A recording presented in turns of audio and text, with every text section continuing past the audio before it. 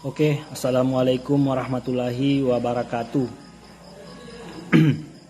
Sini perkenalkan, nama saya Muhammad Hidayat Dasan Tunggring dengan NPM 21061017, mata kuliah AMDAL, dosen yaitu Ibu Yanti Mutalib, mahasiswa Universitas Muhammadiyah Luk. Di sini saya akan menjelaskan tentang pengertian AMDAL. Ya. AMDAL adalah kajian mengenai dampak besar dan penting suatu usaha dan kegiatan yang direncanakan pada lingkungan hidup yang diperlukan bagi proses pengambilan keputusan. AMDAL merupakan salah satu alat bagi pengambilan keputusan untuk mempertimbangkan akibat yang mungkin ditimbulkan oleh suatu rencana usaha dan atau kegiatan terhadap lingkungan hidup guna mempersiapkan langkah untuk menanggulangi dampak negatif dan mengembangkan dampak positif. Kemudian pengertian sampah. Ya, sampah adalah buangan yang dihasilkan dari suatu proses produksi baik industri maupun domestik atau rumah tangga. Kemudian pengertian sampah ya, yang pertama dari sesuatu yang tidak terpakai, tidak disenangi atau sesuatu yang harus dibuang yang umumnya berasal dari kegiatan yang dilakukan manusia termasuk kegiatan industri tetapi bukan yang biologis. Yang kedua, suatu bahan yang terbuang dari sumber aktivitas manusia maupun alam yang belum memiliki nilai ekonomis. Bentuk sampah berupa padat, cair, dan gas. Oke, lanjut.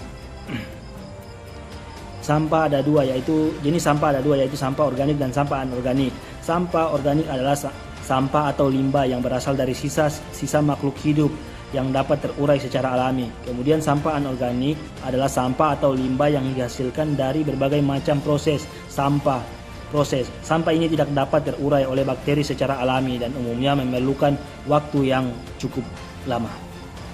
Jenis-jenis sampah organik yaitu ada daun-daun kering, ada kulit pisang, apel, sampah rumah tangga. Ini adalah contoh sampah organik.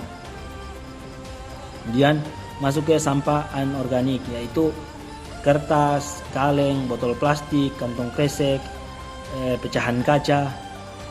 Ini adalah kaleng, yaitu contoh dari sampah anorganik. Kemudian di pengelolaan sampah organik dan sampah anorganik. Pengelolaan sampah organik antara lain yaitu yang pertama, dapat diolah menjadi kompos dan pupuk sederhana. Sebagaimana kita ketahui, sampah organik dapat dijadikan kompos, namun masih banyak yang belum tahu cara pengolahannya dan dimanfaatkan untuk pertanian, sebab butuh ketelatenan dan memulai tahapan yang benar. Kemudian yang kedua, tambahan pakan ternak. Sampah organik yang berbentuk dedaunan dapat dimanfaatkan sebagai pakan ternak seperti kambing, sapi, dan hewan herbivora lainnya.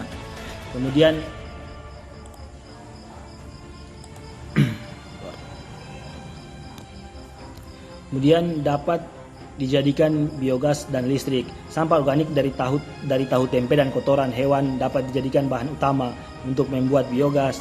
Cukup sediakan wadah tertutup yang dapat dijadikan penampung gas dan ditambahkan air serta diaduk untuk mempercepat proses pembuatannya. Selain itu dapat juga ditambahkan dekomposer untuk mempersingkat waktu pembuatan, karena apabila hanya menggunakan air butuh waktu lebih dari 2 minggu.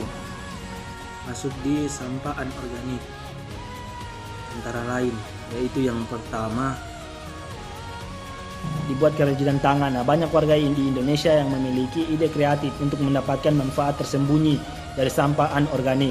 Salah satunya dengan membuat sebagai kerajinan tangan tersebut berasal dari jenis-jenis kerajinan tangan tersebut berasal dari sampah-sampah yang tidak bisa diuraikan ke dalam tanah menjadi sebuah barang kerajinan tangan. Sampah-sampah tersebut memiliki nilai ekonomis yang tinggi sehingga mampu mengembangkan sebuah bisnis yang besar. Kemudian yang kedua adalah pembuatan bahan daur ulang. Pemanfaatan sampah anorganik untuk bahan daur ulang biasanya dari sampah yang berasal dari plastik. Kemudian penggunaan kembali atau reusable. Istilah reusable ini merupakan sebuah tindakan untuk menggunakan berbagai sampah yang bersifat anorganik. Sampah-sampah tersebut ketika sudah tidak dipakai lagi, maka tidak perlu dibuang sehingga tidak menjadi limbah yang mengotori lingkungan sekitar. Kemudian digunakan untuk mainan anak-anak. Tentu hal ini Tentu ini hal yang mengembirakan bagi Anda yang memiliki anak kecil. Nah, sampah-sampah yang sifatnya anorganik ini ternyata bisa juga dimanfaatkan untuk mainan. Anda bisa melakukannya misalnya dengan membuat kincir angin dari bekas-bekas gelas minuman atau membuat mobil-mobil dari plastik. Ya. Dan untuk itu dilakukan beberapa upaya agar masyarakat tidak membuang sampah sembarangan yang dapat mengotori lingkungan di darat maupun di laut. Nah, ini adalah beberapa contoh spanduk ancaman agar masyarakat bisa lebih sadar.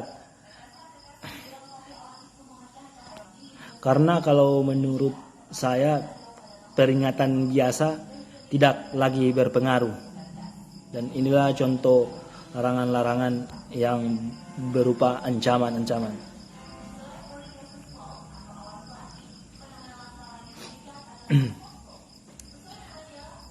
Ada.